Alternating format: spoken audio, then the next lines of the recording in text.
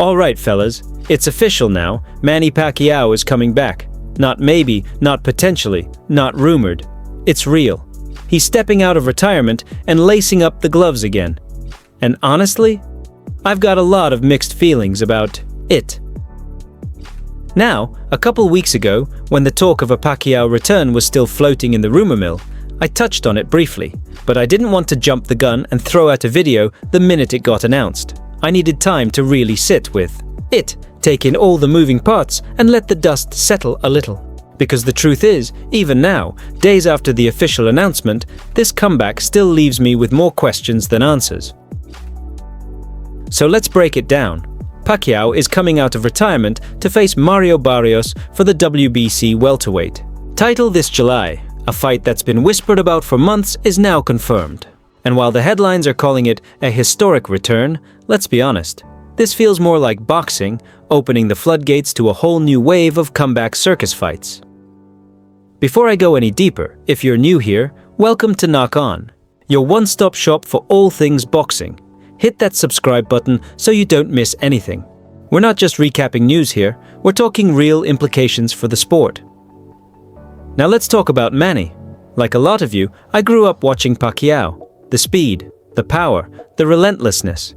He was a generational talent, a true legend, and one of the few fighters whose name is recognized in every corner of the globe. There's no denying his legacy. But that's exactly why this whole situation makes me nervous. Pacquiao hasn't fought professionally since 2021, when he lost to Yordenis Ugas.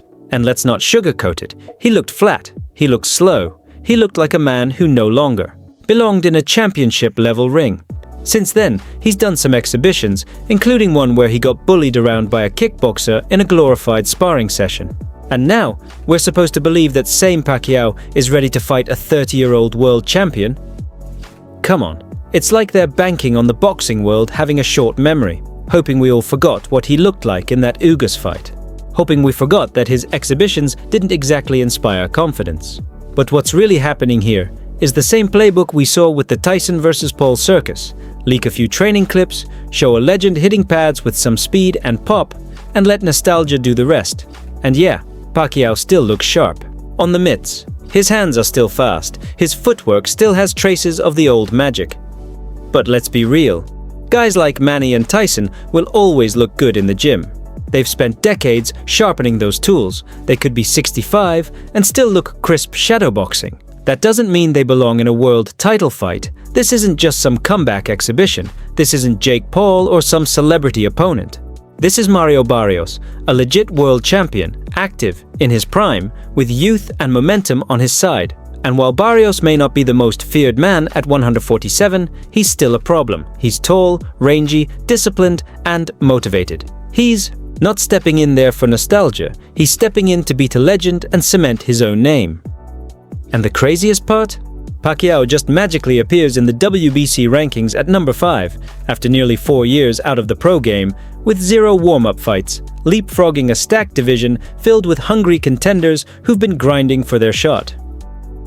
Guys like Jaron Ennis, Conor Benn, Gary Antoine Russell, even Rolando Romero or Sandor Martin. These guys are young, active, and putting in the work. But instead of building the next era of stars, boxing once again reaches into the past and pulls out a legend. Why? Because it sells. It's a cash grab, plain and simple. And that's the part that hurts most. The sport is struggling to produce new mainstream stars, and instead of investing in the future, promoters are recycling names from the past.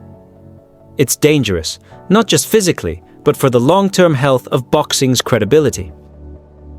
And look, I'm not rooting against Pacquiao. Far from it. I want him to look great.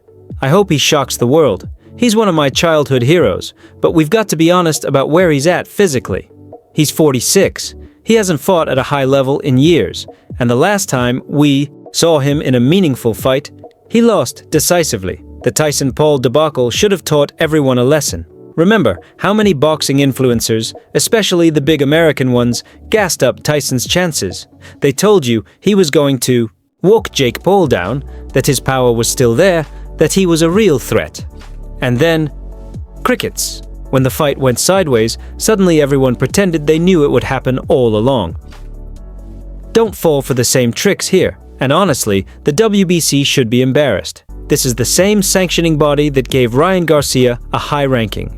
Coming off nothing, and now they're slotting a 46-year-old retired fighter into title contention just because of his name. It's a bad look. This division is too good, too competitive to be playing these kinds of games. Even if Pacquiao wins, especially if he wins, it doesn't fix the damage. Because what message does that send? That the best way to get a title shot in 2025 is to retire, sit out for a few years, then come back and flash your name around.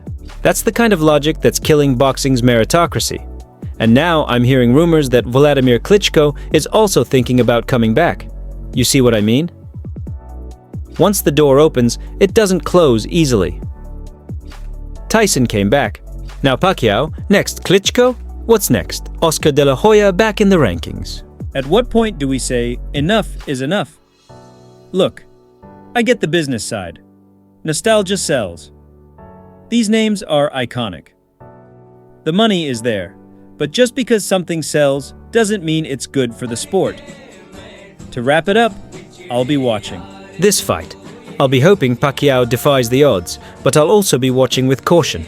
Because while it's fun in the moment, fights like this chip away at the sport's foundation. Boxing needs to focus on building up the new generation, not propping up legends who've already given us everything they had. Let me know what you think. Are you excited for Pacquiao's return? Do you think he still has what it takes? Or is this just another Tyson Paul-style money grab that distracts from the real talent?